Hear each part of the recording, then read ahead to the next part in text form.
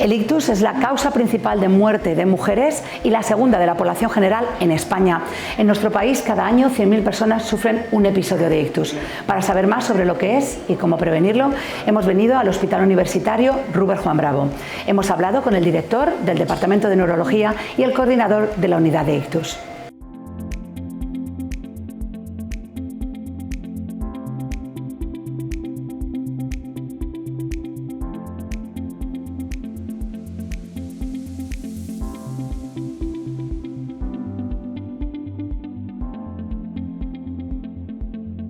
Tengo el gusto de estar acompañada por el director del Departamento de Neurología, el doctor Rafael Arroyo. Rafael, buenos días. Muy buenos días, Marta, ¿cómo estás?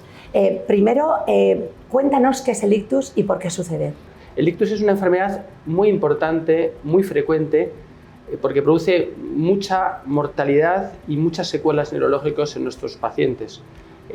La causa por qué se origina un ictus es porque se tapona o se ocluye un vaso cerebral o porque se rompe un vaso cerebral.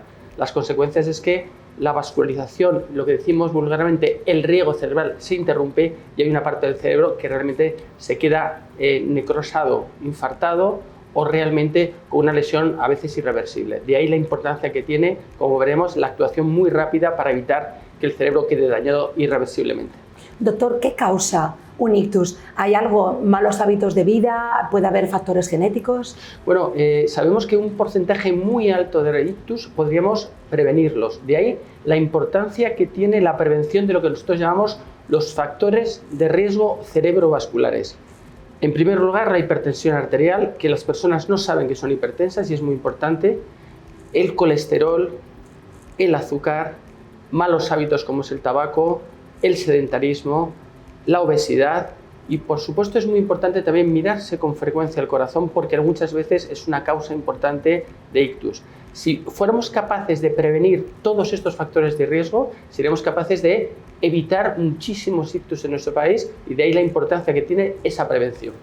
Doctor, una persona que esté sufriendo un ictus, ¿qué síntomas tiene? Y alguien que esté al lado de esa persona, ¿cómo puede darse cuenta de que esa persona está sufriendo un ictus? Creo que esto es una pregunta muy importante porque, como veremos después, la urgencia, o mejor dicho, la emergencia de un ictus es clave a la hora de intentar que ese cerebro sufra lo menos posible. Las personas que tienen un ictus de una forma aguda, de ahí el nombre de ictus, de una forma aguda, van a sentir que tienen dificultad para emitir el lenguaje o tienen dificultad a la hora de pronunciar el lenguaje o de repente tienen pérdida de fuerza de una parte del cuerpo, habitualmente la parte derecha o la parte izquierda, un brazo, o tiene una pérdida de sensibilidad de una forma brusca, o tiene una pérdida, sobre todo también, de algunas alteraciones visuales. Todo esto de una forma urgente, alta, aguda, debe hacer sospechar la presencia de un ictus y es un momento idóneo e importantísimo, sin perder tiempo, para avisar a un servicio de emergencias para que al paciente lo lleven a un servicio de urgencias donde haya una unidad de ictus.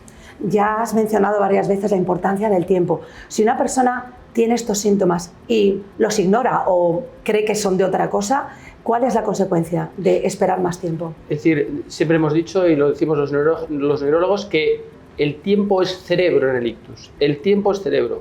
Cuanto antes lleguemos a un hospital con una unidad de ictus y veamos la posibilidad de ese vaso, muchas veces que está taponado, podamos, digamos, recanalizar lo que es lo que decimos, más posibilidades tenemos que ese ictus sea reversible y que los daños cerebrales sean menores. De ahí la importancia de acudir rápidamente a un servicio de urgencias donde hay una unidad de ictus, como tenemos en nuestro hospital, para que pongamos todas las medidas urgentes para intentar habitualmente recanalizar ese riego sanguíneo que está taponado, ocluido, para que el paciente tenga los menores riesgos posibles y las menores secuelas posibles. Has mencionado que puede ser por obstrucción o porque se rompa. Entonces, ¿existen dos tipos de ictus y cuál es la diferencia? ¿Hay uno más grave que otro? Bueno, todos los ictus son graves y son emergentes, son de grandes urgencias, ¿no? La diferencia es que el ictus isquémico, el que llamamos isquémico, también llamado infarto cerebral, es cuando se tapa un vaso, se tapona un vaso, se ocluye un vaso. Y en ese sentido lo que hay que tratar es de recanalizar o abrir el vaso, y está el ictus hemorrágico, que lo que ocurre es que el vaso se rompe se rompe pues porque tiene uno, por ejemplo, hipertensión o algún otro tipo de patología, ¿no?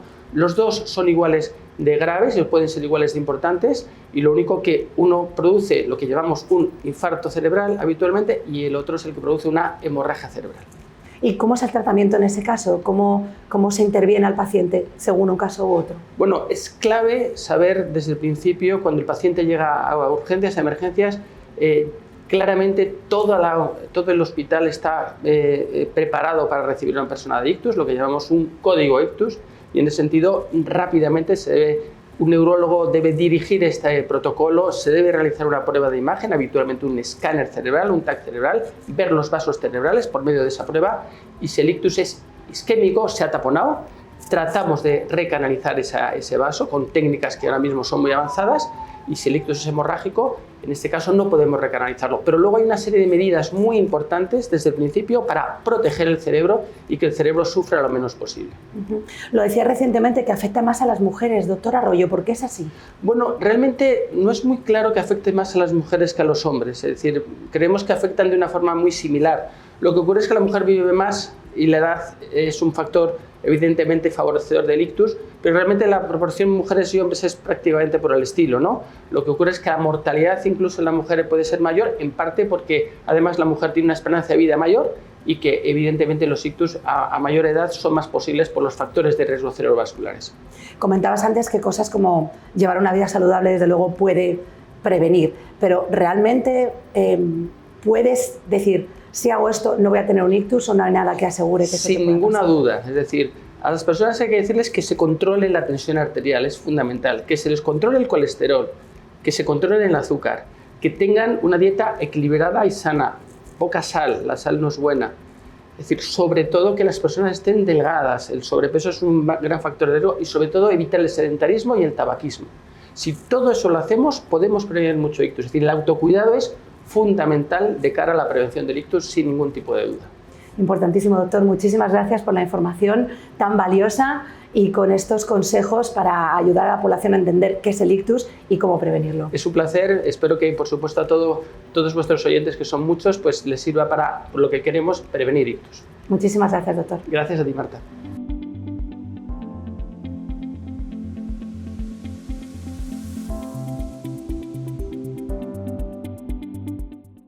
Me acompaña el coordinador de la unidad de ictus, Jaime González Barcárcel. Jaime, buenos días, ¿cómo estás? Buenos días, Marta. Muchísimas gracias por tu tiempo. Lo comentaba hace un segundito, el tiempo es fundamental cuando estamos hablando de ictus.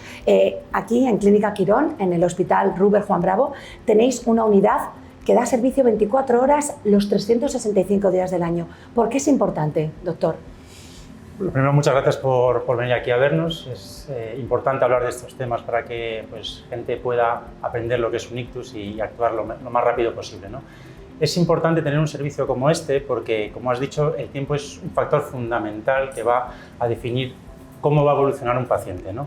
Entonces, un ictus le puede dar a cualquier persona a cualquier hora del día. Entonces, la unidad de ictus nos sirve para poder atender a los pacientes con la mayor brevedad posible, estar siempre preparados para que cuando llegue un paciente que tiene una sospecha de ictus podamos poner los medios necesarios para diagnosticarlo y para tratarlo lo más rápido posible.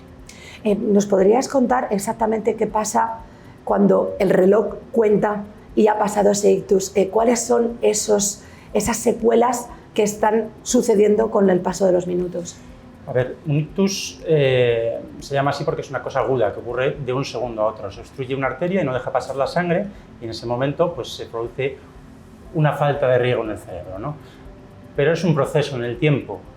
Durante ese tiempo que está la arteria obstruida se van produciendo una serie de mecanismos que conducen al daño cerebral final, ¿no? Entonces, cuanto antes podamos restablecer la circulación cerebral, cuanto antes podamos desobstruir esa arteria, podremos evitar que esas secuelas se produzcan, que el daño cerebral sea muy grande y que el paciente pueda recuperar a largo plazo. Doctor, cuando una persona tiene un ictus, sufre dolor, ¿se pierde la consciencia, por ejemplo, durante el episodio? La gran mayoría de los ictus no se asocian a dolor, ¿no? Es una de las desventajas que tenemos con respecto a nuestros compañeros los cardiólogos, ¿no? Un infarto del corazón duele y uno se alarma, se asusta y viene rápido a urgencias. El ictus no suele doler y por lo tanto hay que saber reconocer los síntomas que conducen a un ictus para poder actuar con rapidez. una parte importante es comenzar la rehabilitación lo antes posible y que sea duradera. ¿Nos puedes contar más sobre este tema? La rehabilitación es uno de los pilares del tratamiento de los ictus, ya más para la fase de secuelas, ¿no? Cuando un paciente ya está estabilizado, ha pasado por la unidad de ictus, le hemos tratado, hemos hecho todos los procedimientos diagnósticos y terapéuticos, pues hay que empezar con la rehabilitación lo antes posible para que la recuperación sea lo mejor y lo más rápida posible, ¿no? Doctor, no es casual que estemos aquí, estamos justo en una habitación en la que una persona que ha sufrido un ictus vendría, ¿verdad? ¿Cómo sería el protocolo? Pues bueno, lo inicial es la atención a domicilio, ¿no? Cuando un paciente tiene una sospecha de ictus o alguien identifica que puede estar teniendo un ictus, lo más importante es primero llamar a un servicio de emergencias, que te traigan a un hospital donde hay una unidad de ictus que pueda atenderte con las mayores garantías posibles, y a partir de ahí ya dentro del hospital pues establece una serie de procedimientos que es el código ictus para atender al paciente lo más rápido y lo mejor posible. Una vez que ya hemos hecho el tratamiento inicial que se hace en urgencias, pues el paciente se ingresa en la unidad de ictus, ¿no?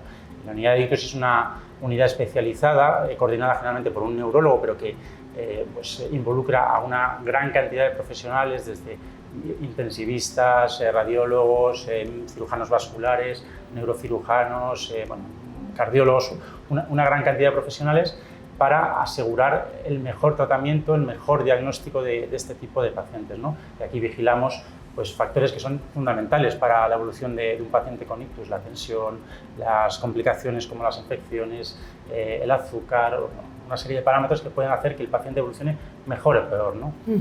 Doctor, en España 480.000 personas viven con problemas neuronales y el 80% han venido de un ictus. ¿Cuáles son las más comunes? ¿O no se puede generalizar si hay secuelas comunes de un ictus? Las secuelas de un ictus dependen del lugar donde te dé el ictus, ¿no? De la arteria que sea afectada, produce una serie de síntomas por las zonas que se ven afectadas en el cerebro, ¿no? Los síntomas más frecuentes y más habituales después de un ictus son la pérdida de fuerza en una parte del cuerpo, la pérdida de sensibilidad en una parte del cuerpo, los trastornos del lenguaje o del habla, que a una persona le cueste comunicarse, le cueste hablar, los trastornos de la alimentación también, dificultad para tragar, que son problemas muy frecuentes después de un ictus, o los trastornos visuales, una pérdida de visión, por ejemplo, en un campo visual. La rehabilitación, ¿qué tan exitosa es? ¿Cuántas personas pueden recuperar su vida normal después de un ictus? Hay muchos factores que influyen en eso, ¿no? No solo la rehabilitación, sino también lo rápido que venga el paciente, lo rápido que podamos tratarlo, lo bien que se trate el ictus en la fase aguda. Eso es probablemente el factor fundamental, ¿no? Y luego la rehabilitación ayuda a mejorar las secuelas que han podido quedar después del ictus, ¿no? Actualmente han mejorado mucho los pronósticos de los pacientes con ictus, gracias sobre todo al mejor tratamiento en la fase aguda, ¿no?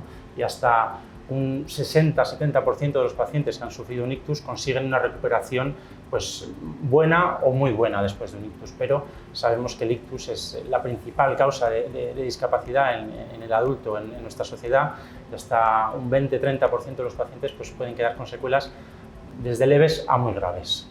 ¿Qué papel juega la tecnología, doctor, en el proceso de rehabilitación y tratamiento del ictus, y cómo la incorporáis aquí en el hospital universitario en el que trabajas? La tecnología ha mejorado muchísimo en los últimos 20-30 años y es muy importante para el manejo de los pacientes con ictus, sobre todo en la fase aguda del ictus, ¿no? Los nuevos tratamientos que se han desarrollado en los últimos 20-30 años son tratamientos que necesitan pues, de una maquinaria, de una tecnología muy avanzada, ¿no? Sobre todo el tratamiento de trombectomía, que es por el cual a través de un pequeño catéter, un tubito que introducimos por la ingle o por el brazo, llegamos hasta el lugar donde está obstruido el ictus y conseguimos con stents, con unas especies de muelles o con un sistema de aspiración, retirar el trombo que ha producido el ictus, ¿no? Y por otro lado, para la parte de rehabilitación también ha habido muchos avances en cuanto a sistemas de rehabilitación que ya están implementados en muchos sitios de rehabilitación punteros, como con los que trabajamos aquí en el grupo de Quirónsalud de la unidad de ictus, y luego pues, hay muchos avances que son ya más futuribles de robótica, de avances tecnológicos que van a permitir que los pacientes se rehabiliten cada vez mejor. Es fascinante la labor que hacéis, maravillosa. ¿Nos podrías guiar un poco cómo es una intervención? ¿El paciente está dormido, está despierto? ¿Cuántas horas se tarda en una intervención así y además ese trabajo de precisión, ¿no? ¿Cómo lo lleváis a cabo? Pues, hombre, es muy variable según el paciente, ¿no? Pero lo más habitual, como hemos dicho, es que esto es un trabajo en equipo. Están los neurólogos que coordinamos todo esto y la gran mayoría de los casos los que hacen el intervencionismo vascular cerebral son los neuroradiólogos, ¿no? Lo primero es que el paciente se le diagnostique de un ictus, se le trate, a veces con un tratamiento también que se pone por vía intravenosa para intentar disolver el trombo, y una vez que sabemos que eso puede no ser suficiente, pues pasamos a una sala de cateterismo, ¿no? Es una sala especializada en la que pues, a través de ese catéter, ese tubito que se introduce por las arterias, podemos llegar a ir subiendo el catéter hasta que llegamos al sitio donde está obstruida la arteria para poder extraer ese trombo, que se puede hacer de dos maneras diferentes. O bien colocando un stent, que es una especie de muelle que recubre el trombo y luego retirándolo para llevarte el trombo, o bien con un sistema de aspiración, que es simplemente conectar el catéter a la parte proximal donde está el trombo y conectarlo a un sistema de aspiración que acaba pues, llevándose el trombo. Doctor, ¿de dónde viene tu pasión por la neurología y cuándo decidiste que ibas a dedicar tu vida a esto?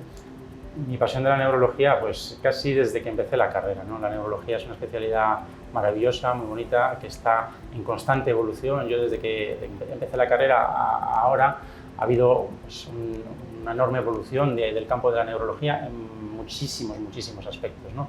Y el ictus es uno de ellos, ¿no? La manera en la que tratábamos los ictus hace 20, 30 años y la manera en la que tratamos los ictus ahora es completamente diferente y muchísimo mejor. Ahora podemos asegurar un tratamiento mucho más eficaz para nuestros pacientes, y esto es lo mismo en el campo del ictus como en el campo de muchos aspectos de la neurología, que es una especialidad que va creciendo y que vamos descubriendo cada vez muchísimas más cosas.